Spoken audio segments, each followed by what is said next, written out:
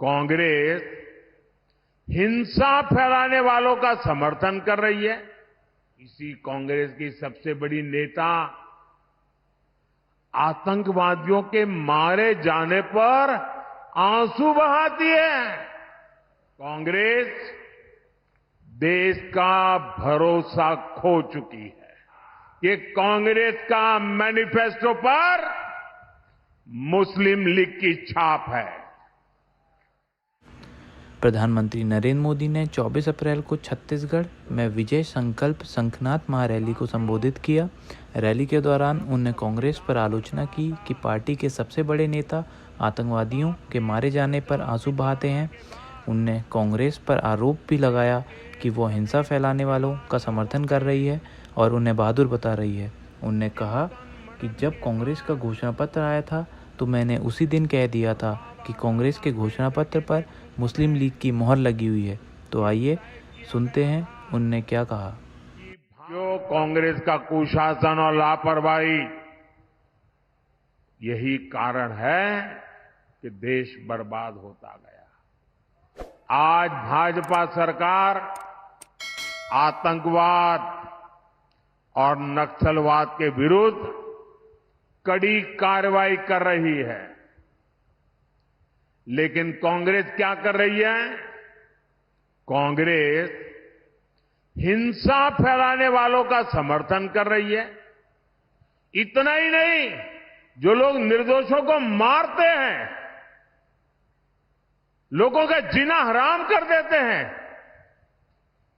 Police पे हमला करते हैं, सुरक्षा बलों पर हमला करते हैं, अगर वो मारे जाएं तो एक कांग्रेस वाले उनको शहीद कहते हैं। जब आप ऐसे लोगों को शहीद कहते हो ना, तो इस देश के शहीदों का, वीरों का अपमान करते हो। इसी कांग्रेस की सबसे बड़ी नेता आतंकवादियों के मारे जाने पर आंसू बहाती है। ऐसी ही करतूतों के कारण कांग्रेस देश का भरोसा खो चुकी है। भाइयों और बहनों, आज जब मैं सरगुजा आया हूं तो कांग्रेस की मुस्लिम लीगी सोच को देश के सामने रखना चाहता हूं।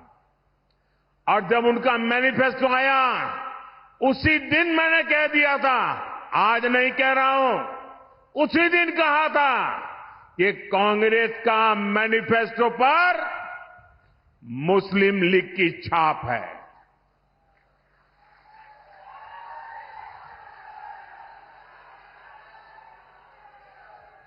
साथियों, जब संविधान बन रहा था, काफी चर्चा विचारणा के बाद देश के सभी बुद्धिमान लोगों के चिंतन मनन के बाद बाबा साहब आंबेडकर के नेतृत्व में ये तय किया गया था कि भारत में धर्म के आधार पर आरक्षण नहीं होगा। आरक्षण होगा तो मेरे दलित भाई बहनों के लिए होगा, मेरे आदिवासी भाई बहनों के लिए होगा, लेकिन धर्म के नाम पर आरक्षण नहीं होगा। लेकिन वोट बैंक की भूखी कांग्रेस ने कभी इन महापुरुषों की बातों की परवाह नहीं की, संविधान की पवित्रता की परवाह नहीं की, बाबा साहब आंबेडकर के शब्दों की परवाह नहीं की। कांग्रेस ने वर्षों पहले आंध्र प्रदेश में धर्म के आधार पर आरक्षण देने का प्रयास किया था। फिर कांग्रेस ने इसको पूरे देश में लागू करने की योजना बनाई।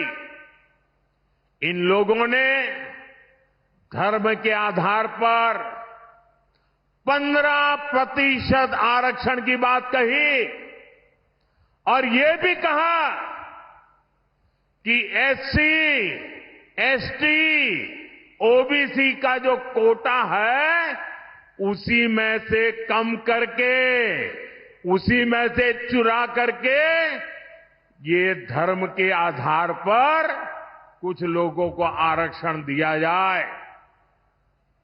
2009 के अपने घोषणा पत्र में कांग्रेस ने यही इरादा भी जताया। 2014 के कांग्रेस के घोषणा पत्र में भी इन्होंने साफ साफ कहा था कि वो इस मामले को कभी भी छोड़ेंगे नहीं, मतलब धर्म के आधार पर आरक्षण देंगे। अगर दलितों का, आदिवासियों का आरक्षण कट करना पड़े तो करेंगे।